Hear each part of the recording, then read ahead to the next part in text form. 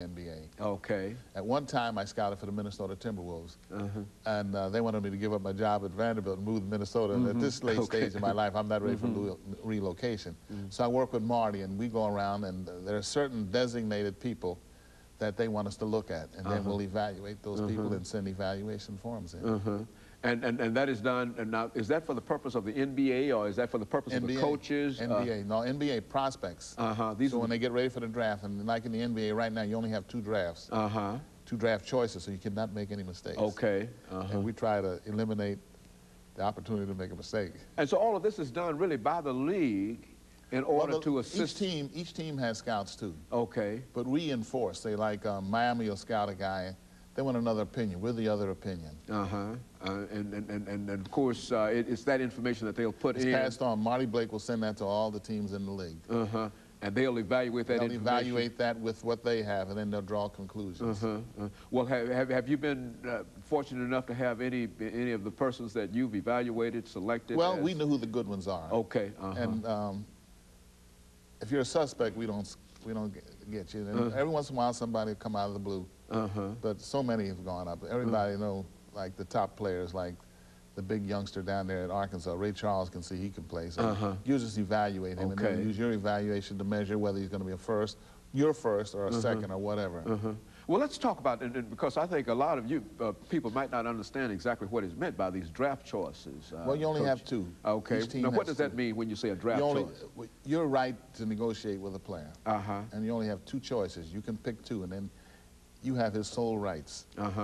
So each team can pick two players. Two players. Yeah. Now, sometimes with trades and things like that, you may trade and pick up a draft choice.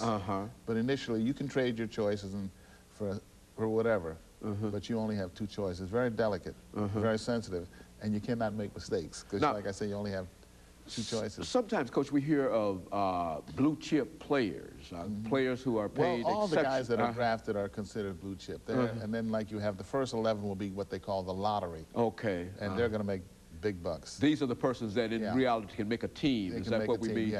Impact players. Impact players. And like, teams are willing to pay big bucks. Like the youngster up there with Detroit, Hill, he's impact. And Shaquille and people like that, they were all impact players.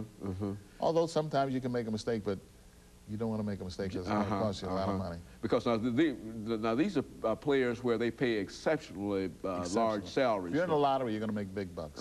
And if you're a first-round choice, you're going to make big bucks. And the bucks are good for second round. Then the people who aren't selected in those first two can be acquired as free agents. And every team in the league can negotiate with these players for their services. And so there's a possibility of making tremendous amounts of money for individuals in this league. Well, now, how can a team, Coach, and I think that this might be a question that our audience certainly is interested in, how can a team afford to pay $25, $30 million to a player over 7? And not only do we find this in basketball, but certainly we find it in basketball has a salary cap. Okay. They have an X amount that they can use for players, and that's it. Well, now, but now in football, there is no salary cap. There's no salary cap. And they're working on, now baseball, that's one of the biggest problems with the strike. They do not want a salary cap. But I think to stay in business, they're going to have to get a salary cap. It'll everybody be working in the red. Now, what does it mean not to have a salary cap in baseball? Well, it's wide open. You know, you can go crazy. And some of the small franchises in baseball, like small markets like Milwaukee and places like that, Montreal, they don't have the income. It'll run them out of the business. And so only Seattle's another one suffering right now. Only the big teams, the big guys, the rich stay richer. They stay richer. And that's it. And so the idea of putting a cap on what the baseball players. Some parity. It makes everything fairly even. Give everybody an opportunity. Levels the floor. Yeah, that's right.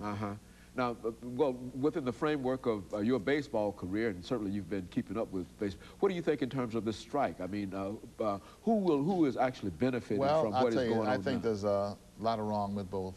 I think there's a little greed, maybe with the baseball players.